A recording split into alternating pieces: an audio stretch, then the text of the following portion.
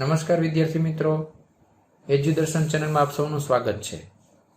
મિત્રો, આજે આપણે સ્વાધ્યાય 2.1ના બે પ્રશ્ન જે બાકી છે, પ્રશ્ન નંબર 7 અને 8 એ આપણે સમજીશું। આગળના તાસની અંદર આપણે પ્રશ્ન 1 થી 6 જોઈ ગયા છીએ। 7મો પ્રશ્ન જે છે કે નીચે આપેલી સંખ્યાઓની જોડીમાંથી સંખ્યા રેખા ઉપર કઈ સંખ્યા ડાબી બાજુએ આવશે અને કઈ સંખ્યા જમણી બાજુએ આવશે તે જણાવો, તથા તેમની વચ્ચે કયા ચિહ્ન એટલે કે લેસ ધેન કે ગ્રેટર ધેન નો ઉપયોગ થશે તે પણ જણાવો। એટલે કે કઈ સંખ્યા મોટી છે અને કઈ સંખ્યા નાની છે મુજબ આપણે ચિહ્ન પણ જણાવવાના છે। તો સૌથી પહેલી રકમ છે 530 અલ્પવિરામ 503। તો આ બે જે સંખ્યા છે મિત્રો, એમાંથી કઈ સંખ્યા ડાબી બાજુએ આવશે અને કઈ સંખ્યા જમણી બાજુએ આવશે? આપણે સૌથી પહેલા તાસની અંદર થિયરીની અંદર સમજી ગયા છીએ કે સંખ્યા રેખા ઉપર જે સંખ્યા નાની છે એ મોટી સંખ્યા કરતાં હંમેશા ડાબી બાજુએ હોય છે। તો અહીંયા બે જે સંખ્યા છે એમાં તો પહેલા નાની સંખ્યા કઈ છે? તો 503 જે છે નાની સંખ્યા છે।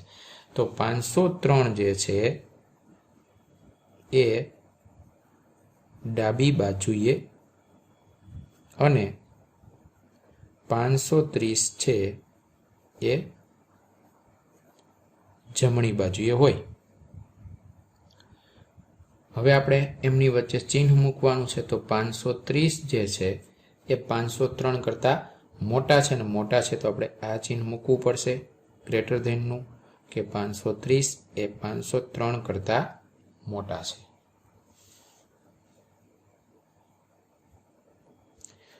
બી છે 370 અને 307। તો આમાં કઈ સંખ્યા નાની છે મિત્રો? 307। તો આપણે લખશું 307 છે એ ડાબી બાજુએ અને 370 જે છે 307ની જમણી બાજુ હોય। અને આપણે એમની વચ્ચે ચિહ્ન મૂકવાનું છે। તો 370 છે એ 307 કરતા મોટા છે, તો મોટા માટે આપણે આ ગ્રેટર ધેનની નિશાની મૂકશું। 370 ગ્રેટર ધેન 307। ત્યાર પછી સી જોઈએ 98765 અને 56789। તો અહીંયા પણ મિત્રો 98000 કરતા 56000 છે જે 789 એ નાના છે, એટલે 56789 જે છે એ ડાબી બાજુએ હોય સંખ્યા રેખા ઉપર અને 98765 જે છે એ જમણી બાજુએ હોય। ચિહ્ન મૂકવાનું છે આપણે। તો 98765 ગ્રેટર ધેન 56789।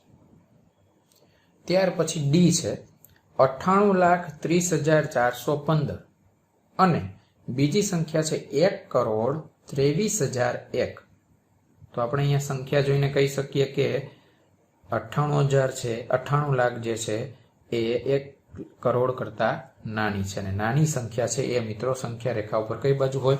ડાબી બાજુ હોય। તો આપણે લખશું કે 98,30,415 એ ડાબી બાજુએ અને 1,23,001 એ જમણી બાજુએ હોય। અને આપણે આમની વચ્ચે ચિહ્ન મૂકશું।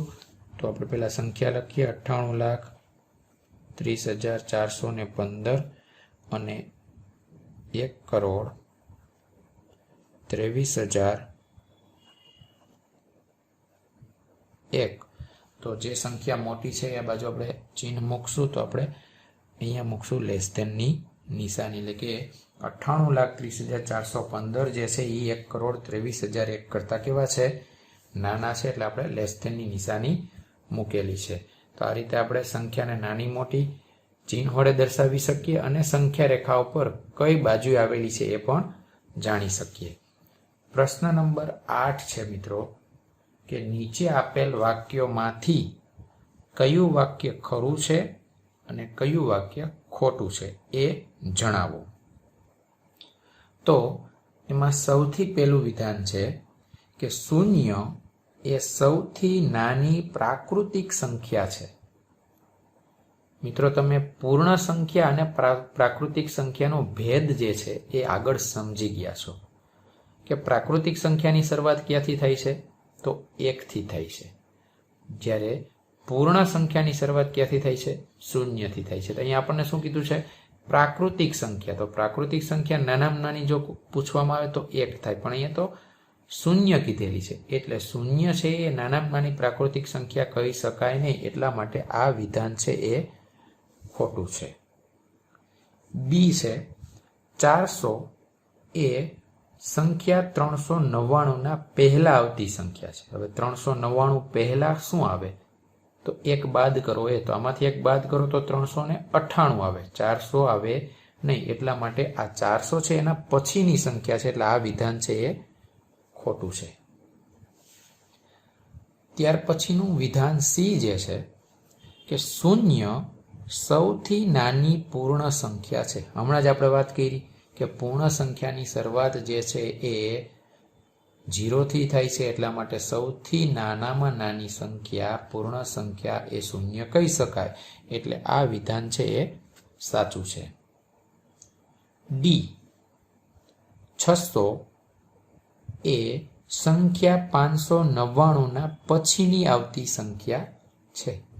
તો 599 આપણે 1 ઉમેરીએ તો આપણને જવાબ મળે 600, એટલે કે એ એના પછીની સંખ્યા છે એ 600 છે. તો આ વિધાન સાચું છે. ઈ છે કે દરેક પ્રાકૃતિક સંખ્યા એ પૂર્ણ સંખ્યા છે. દરેક પ્રાકૃતિક સંખ્યા એટલે 1 થી શરૂ કરીને અનંત સુધીની સંખ્યા જે છે, તો એ સંખ્યા પૂર્ણ સંખ્યા કહી શકાય? હા, કહી શકાય. શા માટે? કે પૂર્ણ સંખ્યાની અંદર 0 થી શરૂ કરીને અનંત આવે છે, જ્યારે પ્રાકૃતિક સંખ્યાની અંદર 1 થી શરૂ કરીને અનંત આવે છે. તો દરેક પ્રાકૃતિક સંખ્યા છે એને પૂર્ણ સંખ્યા કહી શકાય. એટલા માટે આ વિધાન છે એ સાચું છે.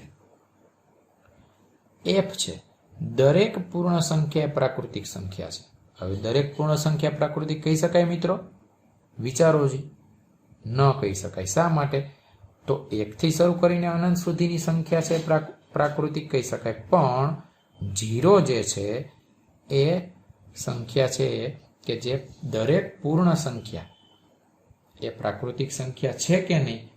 તો દરેક પૂર્ણ સંખ્યા છે એ પ્રાકૃતિક સંખ્યા કહી ન શકાય. 0 છે એ પ્રાકૃતિકમાં ન આવે. એટલા માટે દરેક પૂર્ણ સંખ્યા એ પ્રાકૃતિક સંખ્યા નથી, એટલે આ વિધાન ખોટું છે.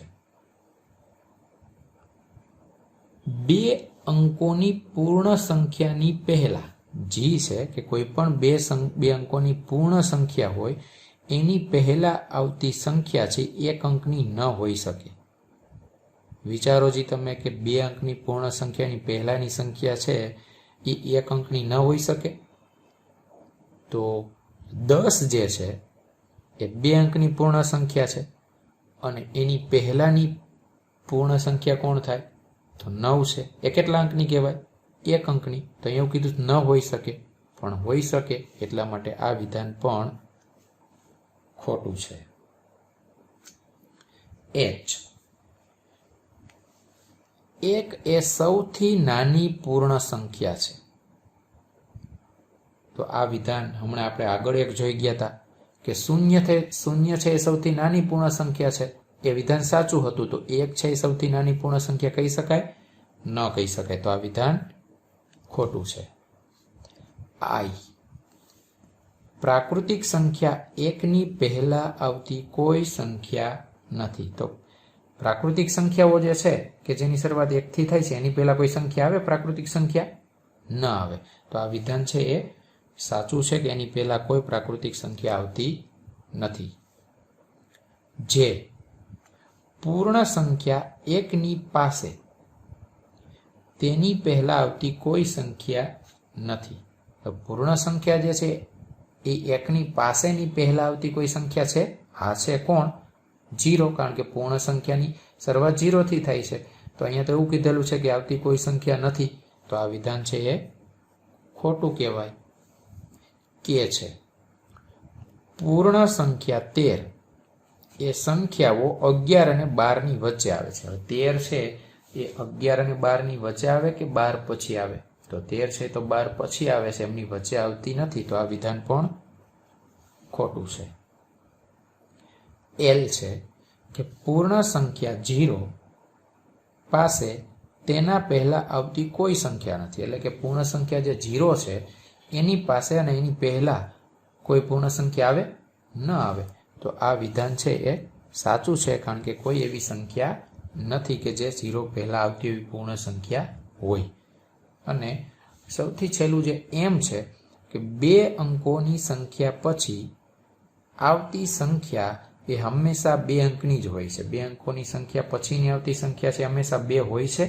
વિચારો જે 2 અંકની સંખ્યા, દાખલા તરીકે 10 છે, તો એમાં 1 ઉમેરીએ 11, 1 ઉમેરીએ 12, એ 2 અંકની થતી જઈશ. પરંતુ 99 કે જે 2 અંકની સંખ્યા છે એના પછીની આવતી સંખ્યા જે છે એ હંમેશા, એટલે કે એના પછી 99 પછી શું આવે છે? તો એ તો 100 આવે છે. એ કેટલા અંકની થઈ ગઈ? 3 અંકની. તો અહીંયા તો એવું કીધું છે કે હંમેશા 2 અંકની જ હોય છે, તો આ વિધાન કેવું થાય? ખોટું થાય. 3 અંકની પણ હોઈ શકે.